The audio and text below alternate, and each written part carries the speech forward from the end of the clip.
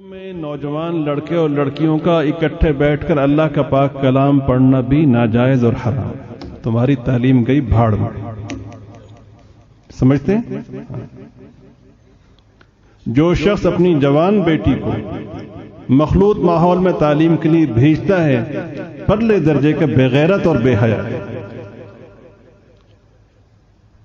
حیرت ہوتی ہے ان لوگوں پر، ان کی جرت پر جو اپنے بیٹیوں کو ہاسٹلوں میں بھیجتے ہیں، کئی مہینے وہاں رہتے ہیں. قیامت میں جواب دینا پڑے گا. یہ امانت ہیں، یہ محمد صلی اللہ علیہ وسلم کی بیٹیاں ہیں جن کا ظہور تمہارے گھروں میں ہوا ہے. کل قیامت میں کیا منہ دکھاؤ گے؟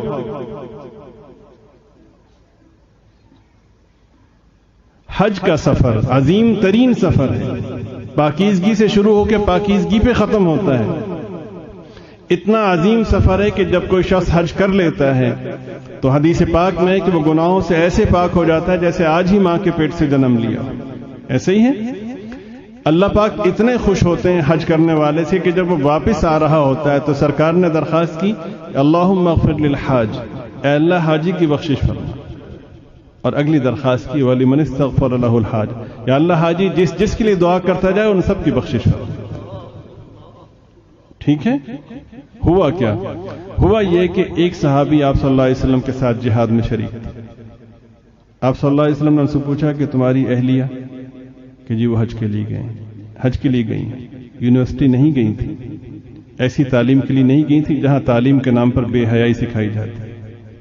کہاں گئی تھی؟ اللہ کے گھر میں گئی تھی، جہاں ایک نماز کے پڑھنے پر 1,00,000 نمازوں کا ثواب، ایک قدم پہ لاکھوں نیکیاں ملتی ہیں، 1 روپے کے خرچ کرنے پر لاکھوں روپے خرچ کرنے کے برابر سے. ایسے ہی ہے. ایسی جگہ گئی تھی کہ آدمی کو جب جیسے ہی شعور میسر ہوتا ہے تب سے موت تک وہاں جانے کی تمنا کرتا اور بار بار کرتا. جہاں پاکیزگی سے بات شروع ہو کے پاکیزگی پہ ختم ہو. سرکار نے فرمایا کہ تمہاری اہلیہ حج پہ، کہ جی حضرت. ان کے ساتھ کون ہے؟ ساتھ تو فرمایا نہیں، تمہیں جہاد جیسے عظیم فریضے میں شامل رہنے کی اجازت نہیں. یہاں سے جاؤ اور اپنی اہلیہ کے ساتھ حج کے سفر میں شریک ہو جاؤ. اس لیے کہ حج کے سفر میں بھی، اتنے پاکیزہ سفر میں بھی خاتون کو تنہا جانے کی اجازت نہیں. کیوں نہیں ہے؟ یا آپ مجھے بتائیں کیوں نہیں؟ ہماری کتنی پاکیزہ نظریں ہیں، اس لیے نہیں.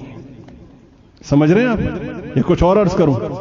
اس لیے دل پاک ہونا چاہیے. جو شخص یہ کہتا ہے سب سے بڑا جھوٹا وہ شخص ہے.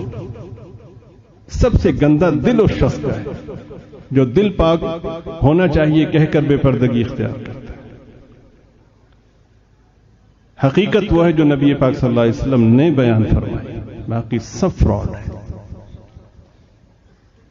اللہ تعالیٰ مجھے، آپ کو، ہم سب کو دین کو سمجھنے، اس کی عظمت کو پیش نظر رکھنے اور اخلاص کے ساتھ اس پر عمل کی توفیق